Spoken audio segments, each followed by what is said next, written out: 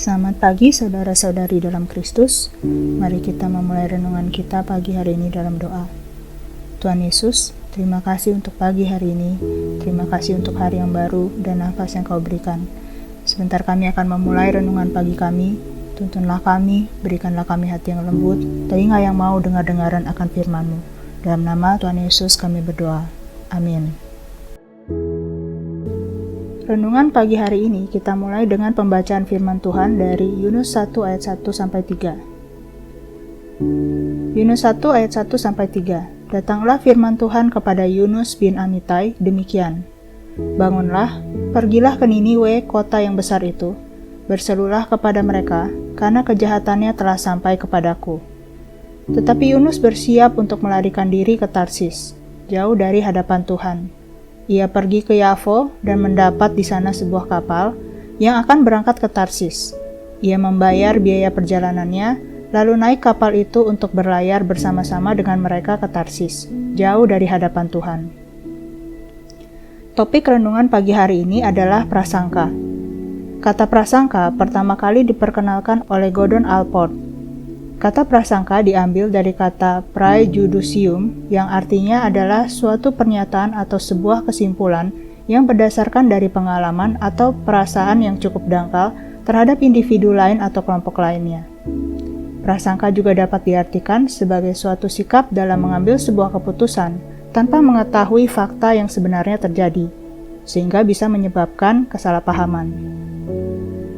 Pernahkah saudara memiliki prasangka terhadap seseorang, namun tersangka prasangka tersebut tidak terbukti benar, atau orang lain berprasangka terhadap saudara, namun ternyata tidak benar?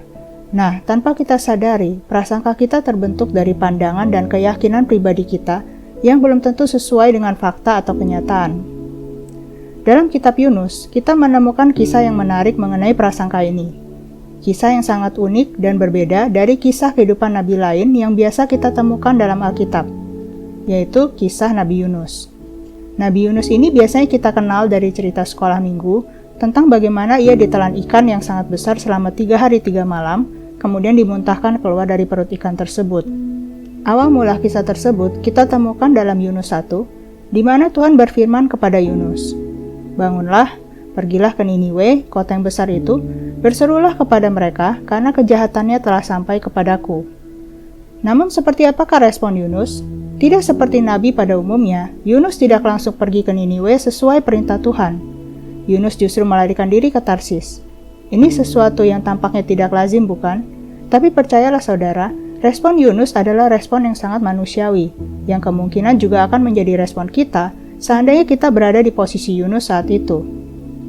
Nah, mari kita kenali latar belakang Nabi Yunus ini. Dalam 2 Raja-Raja 14 ayat 23-27 disebutkan, dalam tahun ke-15 Amasya bin Yoas Raja Yehuda, Yerobeam anak Yoas Raja Israel menjadi raja di Samaria. Ia memerintah 41 tahun lamanya. Ia melakukan apa yang jahat di mata Tuhan. Ia tidak menjauh dari segala dosa Yerobeam bin Nebat yang mengakibatkan orang Israel berdosa pula. Ia mengembalikan daerah Israel dari jalan masuk ke Hamat sampai ke Laut Araba sesuai dengan firman Tuhan Allah Israel yang telah diucapkannya dengan perantaran hambanya Nabi Yunus bin Amittai dari Gad-Hefer.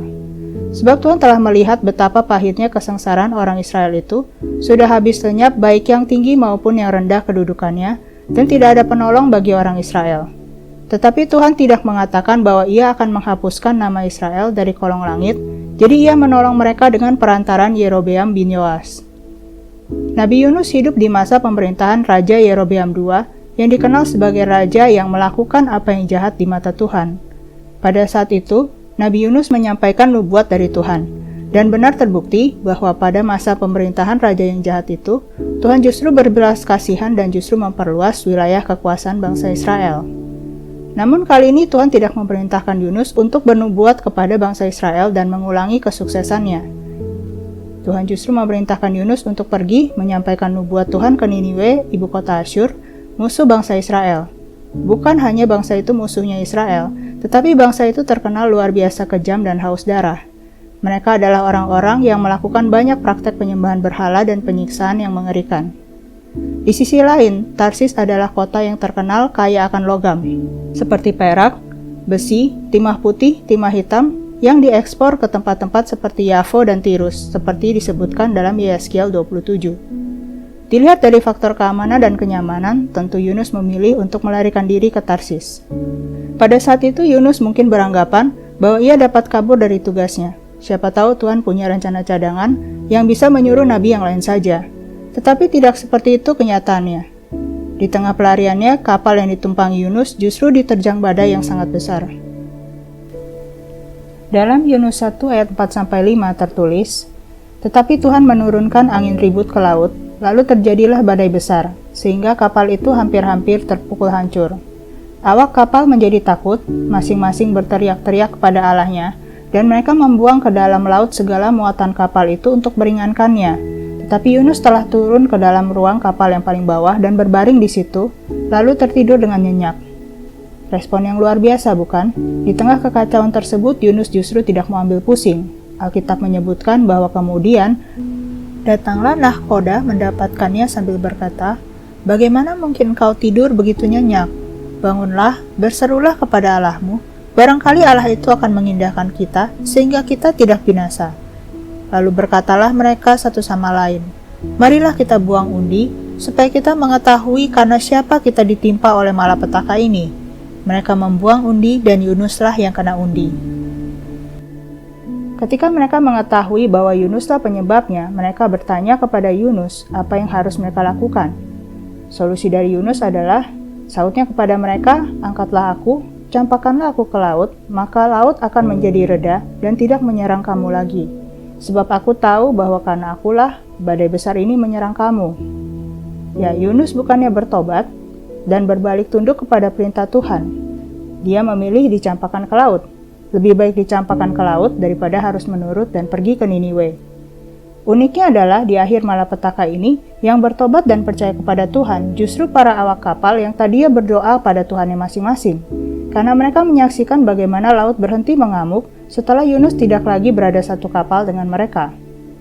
Kemudian mereka mengangkat Yunus lalu mencampakkannya ke dalam laut, dan laut berhenti mengamuk. Orang-orang itu menjadi sangat takut kepada Tuhan, lalu mempersembahkan korban sembelihan bagi Tuhan, serta mengikrarkan nazar. Kejadian ini sangat menarik.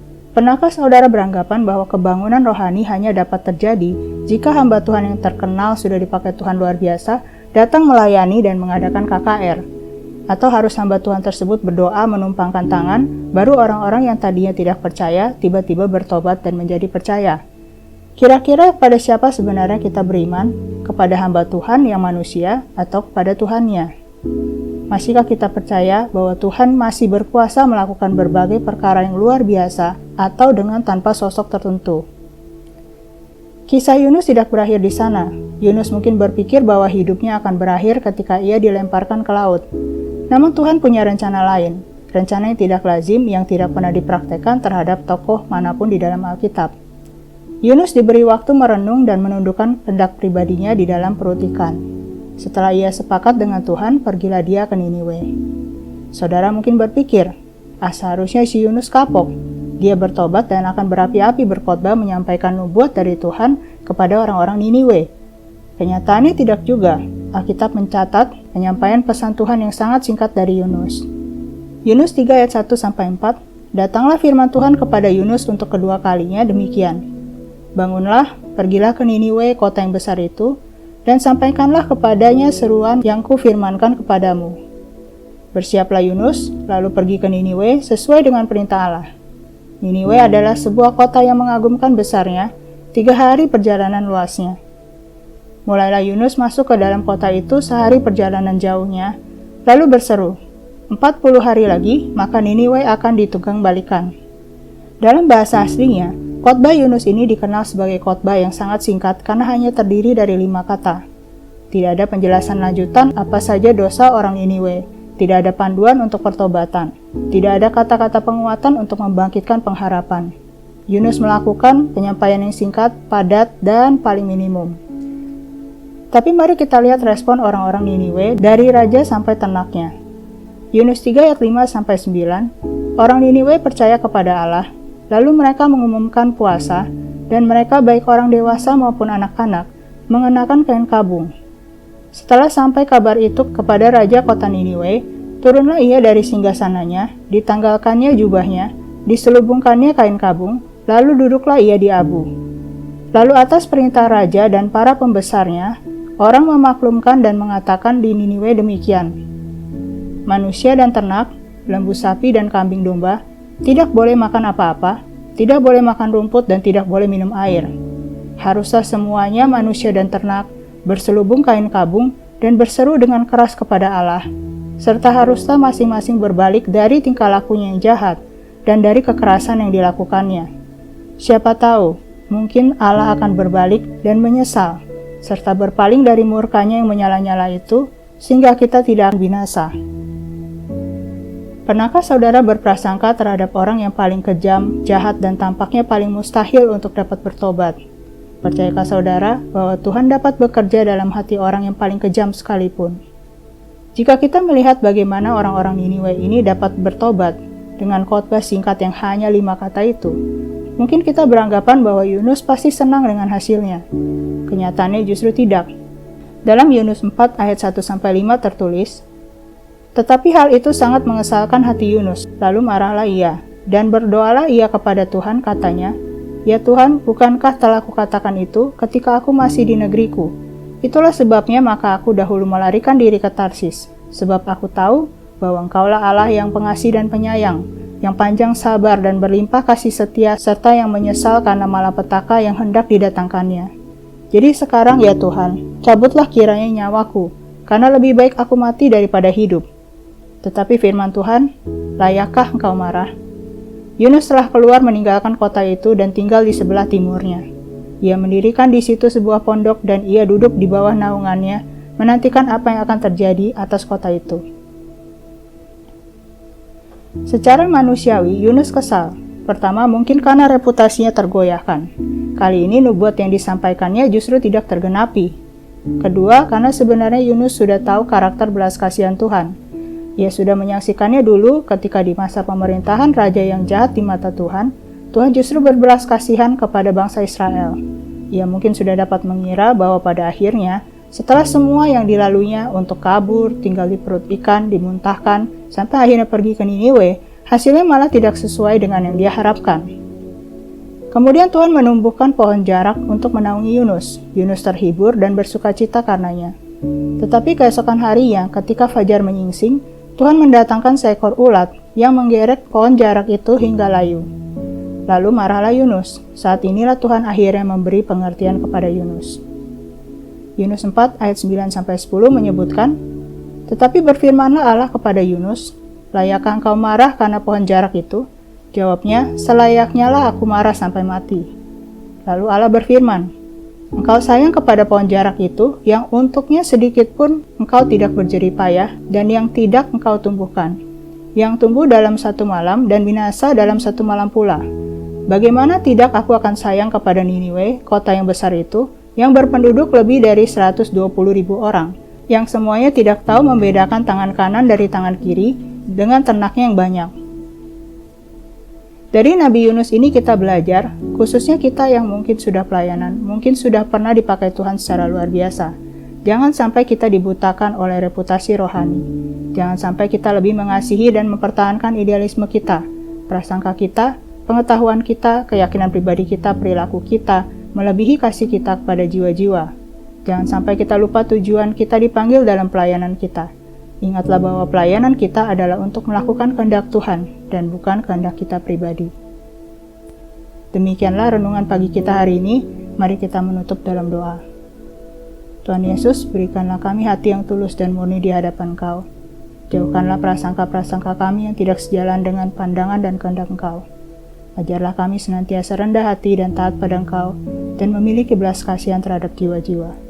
Terima kasih Tuhan Yesus, dalam nama Tuhan Yesus kami berdoa. Amin.